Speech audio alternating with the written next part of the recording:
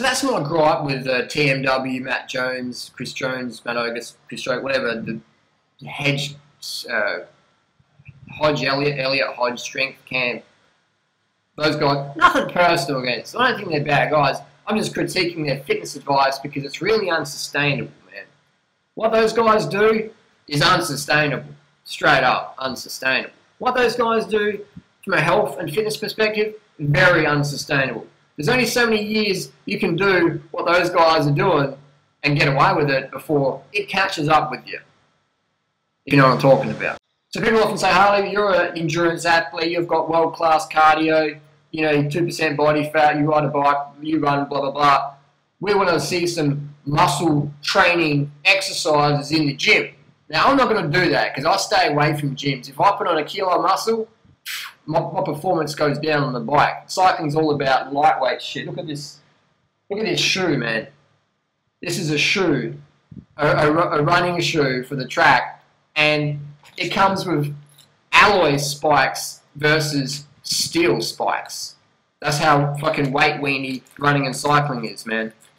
So me putting on a kilo of muscle is a detriment as a cyclist or runner.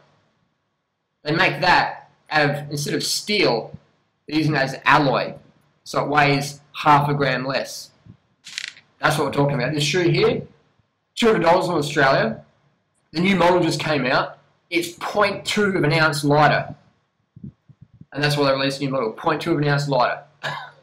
That's how fucking weight weenie cycling running is. So when people say, Harley, why don't you put on 10 kilos of muscle and show us how it's done? I'm like, I don't need to do that because there's plenty of vegan athletes who are doing that. But for me, put on 10 kilos of muscle, easy.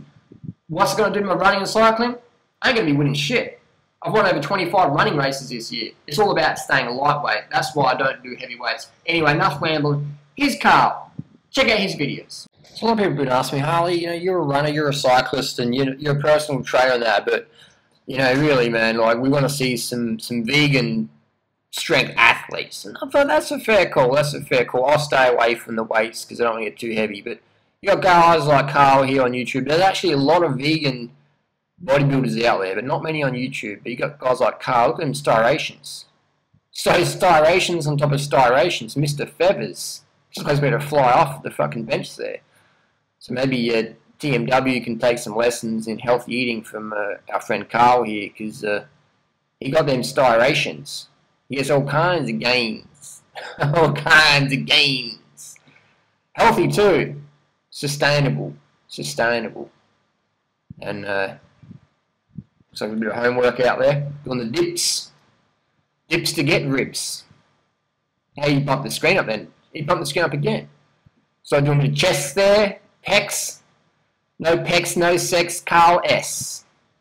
So some good vegan tips there. So good. Carl basically runs you through some training exercises there. And see, this is where Matt Ogus and those Chris Jones guy can learn a lot, because Carl is lean all year long, but Chris Jones and Matt Ogus, those other YouTube muscle guys, they have to lose 50 pounds before they're, you know, close to being as lean as Carl is, you know, naturally all year long. So Carl's a good example of no roids, just rage, healthy, clean, lean, eating, natural training. So Carl's physique is one easy to maintain with consistent training and consistent nutrition, healthy nutrition.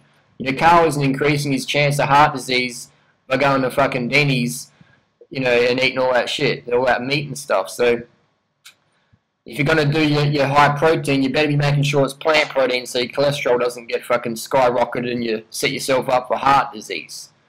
So I think Carl S has got potential to be a popular YouTube fitness muscle channel because his advice is long-term and sustainable.